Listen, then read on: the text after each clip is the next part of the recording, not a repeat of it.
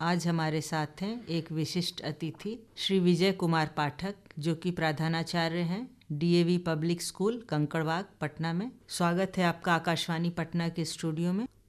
हम बात करेंगे बच्चों में नैतिक मूल्य संवर्धन किस तरह से शिक्षा के साथ साथ किया जा सकता है, और ये भी कि शिक्षा नैतिक मूल्यों के संवर्धन में किस तरह से मददगार हो सकती है। जैसा कि हम सब जानते हैं, नई शिक्षा नीति लागू है और इसमें सिर्फ किताबी ज्ञान नहीं बल्कि व्यवहारिक ज्ञान और जीवन कौशल के विकास पर भी जोर दिया गया है। तो पहले आप उस विषय में कुछ हमारे सुनने वालों को बताना चाहेंगे? सर्वप्रथम तो श्रोताओं को नमस्कार मेरा, और नव वर्ष की शुभकामनाएं भी। जहाँ तक बात हो रही है नैतिक मूल्यों के संवर्धन, उसमें शिक्षा का क्या योगदान है, क्या महत्व है, तो अभी तो नई शिक्षा प्रणाली आई है। उस नई शिक्षा प्रणाली में बहुत सारे ऐसे अभिनव प्रयोग किए गए हैं कि बच्चा अपने ही भाषा में पढ़े तो ज़्यादा समझ पाए और अपने ही परिवेश में रहकर चीज़ों को समझने की कोशिश करे। उस तरह की व्यवस्था दी गई है और प्रारंभिक अवस्था से ही बच्चों को इस तरह से आगे बढ़ने की प्रेरणा उसमें दी गई है कि बच्चा शुरुआत से ही अपने परिवेश में पढ़ के आगे बढ़े और फिर आने वाली जो समय के साथ, उम्र के साथ बढ़ती हुई जो उनकी समस्याएं होती हैं, शैक्षणिक समस्याएं या फिर सामाजिक समस्याएं, उससे बच्चा जो है अपने आप को सक्षम पाए और उचित तरीके से उसके साथ सामंजस्य बिठा सके और फिर आगे जीवन में बढ़ सके। नई शिक्षा नीति में पहले की अपेक्षा काफ़ी बदलाव किया गया है और बच्चे को अपनी भाषा में और अपने समय से आगे पढ़ने और बढ़ने की अनुमति दी गई है। आपसे ये भी जानना चाहेंगे, शिक्षा में नैतिक मूल्यों को किस तरह से इंक्लूड किया गया है, किस तरह से उसका समावेश किया गया है? नैतिक शिक्षा का तो पहले ये समझ होनी चाहिए कि नैतिक शिक्षा वो सिद्धांत है, वो विचार है जिसमें एक बच्चा इस समझ पाने में सक्षम हो पाता है कि सही क्या है, गलत क्या है, अच्छा क्या है, बुरा क्या है। और बच्चा क्या है कि जब वो इन चीज़ों को समझ पाने की स्थिति में होता है, यदि शुरू से ही बच्चों को इस बारे में जानकारी दी जाए, जैसे बच्चों को यदि हम बताते हैं ईमानदारी क्या चीज़ है, सम्मान क्या चीज़ है, बच्चों में बताएं कि कृतज्ञता क्या चीज़ है, दयालुपन क्या चीज़ है, साहस क्या चीज़ है, बच्चों को ये चीज़ बताने के लिए नई शिक्षा प्रणाली में ये सब चीज़ों की व्यवस्था की गई है। पहले क्या था कि जब संयुक्त परिवार था तो बच्चे बहुत कुछ स्वतः सीख लेते थे, लेकिन आज परिवार एकल होने की वजह से ये कुछ ज़्यादा ही समस्या हो गई है कि बच्चे बड़े ही अंतर्मुखी हो गए हैं, अपने आप में समाहित रहते हैं और मोबाइल आजकल ऐसा आ गया है कि उसके चलते भी नैतिक मूल्यों का बहुत ह्रास हो रहा है। और बच्चे यदि नैतिक मूल्य सीखते हैं, धीरे धीरे करके वो समझ पाते हैं, तो नैतिक मूल्य से, इन चीज़ों से यदि बच्चा ईमानदारी सीखता है, सम्मान का अर्थ होता है कि यदि हमारे सामने कोई दूसरा व्यक्ति है, उसके अंदर यदि कोई गुण है, उसको यदि हम स्वीकार करते हैं तो एक सम्मान देने की जो परंपरा है, सम्मान देने की जो समझ है, वो बच्चों के अंदर, जो आजकल ऐसे बच्चों में होता नहीं। आजकल बच्चों में क्या होता है कि एक प्रतिस्पर्धा कब ईर्ष्या में बदल जाती है, बच्चे इसको समझ नहीं पाते और फिर आगे चलकर ये जो सामाजिक सामंजस्यता का जो समस्या होती है वो आगे विकराल होती है और बच्चे जो है समाज में अपने आप को सामंजस्य नहीं कर पाते हैं। तो इसलिए नई शिक्षा प्रणाली में स्टेप बाय स्टेप चीज़ों को किया गया है। पहले बाल वाटिका बनाई गई है कि बच्चे जो हैं वो अपना, उनका जो बाल्यकाल है उसको वो बड़े अच्छे से इंजॉय करें, इंजॉय करके पढ़ें, अपनी भाषा में, अपने परिवेश में पढ़ें और इन सब चीज़ों को सीखें। इन सब चीज़ों को सिखाने के लिए, नैतिक मूल्यों के संवर्धन के लिए भी उसमें व्यवस्था की गई है कि बच्चे उन चीज़ों को सीखें। जी, आपने बहुत अच्छे से बताया कि कई चरणों में इसका उपाय किया गया है कि बच्चे बालपन से ही आपस में मिलें जुलें और नैतिक मूल्यों की शिक्षा प्राप्त करें। ये बात आपने बिल्कुल सही कही कि आजकल एकल परिवार में सामाजिक और पारिवारिक मूल्यों का ह्रास तो हो ही रहा है। घर से इतर पाठशाला में बच्चे को किस तरह से समझाया जाए, इस तरह से क्या पीरियड्स बनाए गए हैं क्लासेस के, या मॉरल साइंस का कोई चैप्टर इंक्लूड किया गया है? जैसे ये पाठ्यक्रम जो बनाए गए हैं, उससे पाठ्यक्रम में नैतिक शिक्षा के लिए एक अलग से प्रावधान है, एक अलग से उसमें पीरियड्स बनाए गए हैं कि स्कूलों में, विद्यालयों में नैतिक शिक्षा के पीरियड्स हों और बच्चे जो है वो नैतिक शिक्षा से उसके बारे में समझ सकें कि नैतिक शिक्षा है क्या। उसके अलावा नैतिक शिक्षा का प्रायोगिक स्वरूप जो है बच्चों को उसका भी आभास कराया जाए और बच्चों को छोटे छोटे रूप में सामुदायिक सेवा संबंधी चीजें उनको सिखाई जाए। क्योंकि जब बच्चे छोटे स्तर पर सामुदायिक सेवा करते हैं, सामुदायिक कार्य करते हैं, तो वो समझ पाते हैं कि ये छोटे स्तर पर सामुदायिक कार्य करके वो अपनी भूमिका समझ पाते हैं कि उनकी भूमिका क्या है इस छोटे स्तर पर। फिर जब वो बड़े होते हैं तो बड़े होकर जब समाज में जाते हैं तो सामाजिक दायरे में उनकी भूमिका क्या होगी, उनकी समझ उनको आती है। इसलिए ये प्रावधान है और होना भी चाहिए कि नैतिक शिक्षा के लिए एक अलग से विशिष्ट उसके प्रावधान किए जाएं पीरियड्स के, ताकि वहां पर बच्चे पढ़ सकें। और इन जो नैतिक मूल्य हैं हमारे जीवन में, ईमानदारी है, सम्मान है और कृतज्ञता है, एक दूसरे के प्रति सम्मान देने का जो भाव है, वो सारे बच्चे सीख सकें। और वो बच्चे जब सीख पाएंगे तो उनके अंदर उनका चारित्रिक विकास होगा और बड़े पैमाने पर समझ विकसित होगी, जिससे वो समाज में अपनी भूमिका को फिक्स कर सकें कि हमारी भी ये भूमिका समाज में आगे बढ़ के होगी। बच्चे इस चीज़ को आजकल समझ नहीं पाते और शायद परिवार भी की भूमिका जो पहले हुआ करती थी आज वो भूमिका रही नहीं है। और परिवार भी इस चीज़ को नहीं समझ पा रहे हैं कि इस आपाधापी के दौड़ में नैतिक मूल्य का कितना महत्व है बच्चों के व्यक्तित्व के विकास में, ये शायद नहीं समझ पा रहे हैं। इन चीज़ों को समझना बहुत ज़रूरी है और इसमें विद्यालय का तो बहुत ही बड़ा योगदान है, क्योंकि विद्यालय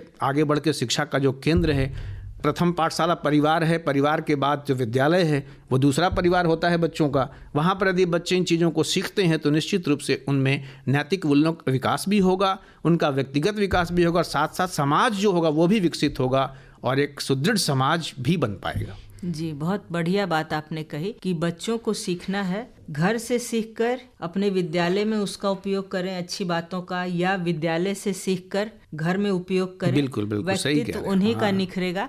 जैसे अगर बच्चे को हम समझाते हैं कि बुजुर्गों की सेवा करें और घर जाकर वो अपने दादाजी को पानी देते हैं या चाय ला के देते हैं, तो खुशी लाने का ये एक बहुत बड़ा स्टेप हो सकता है। तो उनका पारिवारिक माहौल भी सुंदर होगा, श्रेष्ठ होगा। और यही सब चीज़ें बच्चे जो है वो संयुक्त परिवार में स्वतः सीखते थे, उनको अलग से कोई ट्रेनिंग देने की ज़रूरत नहीं पड़ती थी, क्योंकि वो एक प्रचलन ही था इस तरह से कि बड़े जो हैं उनकी बातों को सुनना है, उनकी बात को समझना है, उनका आदर करना है, उनका सम्मान करना है, उनकी सेवा करनी है। ये स्वतः आता था और बच्चे सीखते थे और बड़े गर्व से करते थे और बड़े उन्हें संतुष्टि भी मिलती थी और बड़ों को भी बड़ा गर्व महसूस होता था कि हमारे बच्चे जो हैं वो संस्कृति और संस्कार से युक्त हो रहे हैं। और नैतिक मूल्य यदि उनके अंदर आएगा तो स्वतः संस्कार भी विकसित होंगे। और शिक्षा बिना संस्कार के, तो शिक्षा का मतलब वही है कि वो फूल जिसमें कोई सुगंध ना हो। और शिक्षा तो वो है कि शिक्षा मनुष्य के अंदर, शिक्षा जो है वो उसमें उसकी प्रवृत्ति और प्रकृति दोनों में सकारात्मक परिवर्तन यदि लाए तो शिक्षा का उद्देश्य यही है और शिक्षा का मतलब यही होना चाहिए। और हमारी भारतीय सभ्यता में तो शिक्षा और संस्कार एक दूसरे के पूरक हैं। यदि शिक्षा संस्कार नहीं दे पाता तो उस शिक्षा का हमारे समाज में उतना महत्व नहीं है। इसलिए आज हालांकि इन चीज़ों को लोग अब बहुत अच्छे से समझने लगे हैं। बीच में एक दौर आया था जब इन चीज़ों को लोग इग्नोर करते थे, लेकिन अब उन चीज़ों को लोग समझने लगे हैं और वापस उन नैतिक मूल्यों की तरफ झुकाव बढ़ गया है। और मैं आशा करता हूं कि एजुकेशनल इंस्टीट्यूशंस हैं, जो विद्यालय हैं, जो परिवार है, उनकी भूमिका और बढ़े और बच्चों में जो है नैतिक मूल्य का विकास हो और साथ साथ उनका संस्कार भी बने और उनकी जो शिक्षा है वो सही अर्थों में शिक्षा हो, जिससे कि उनकी प्रवृत्ति और प्रवृत्ति दोनों में सकारात्मक परिवर्तन हो। जी, बहुत सकारात्मक और उपयोगी बातें आपने बताई। और नई शिक्षा नीति में तो व्यवहारिक कौशल के लिए बहुत ज़्यादा आर्ट और क्राफ्ट पर भी जोर दिया गया है, वोकेशनल ट्रेनिंग पर जोर दिया गया है।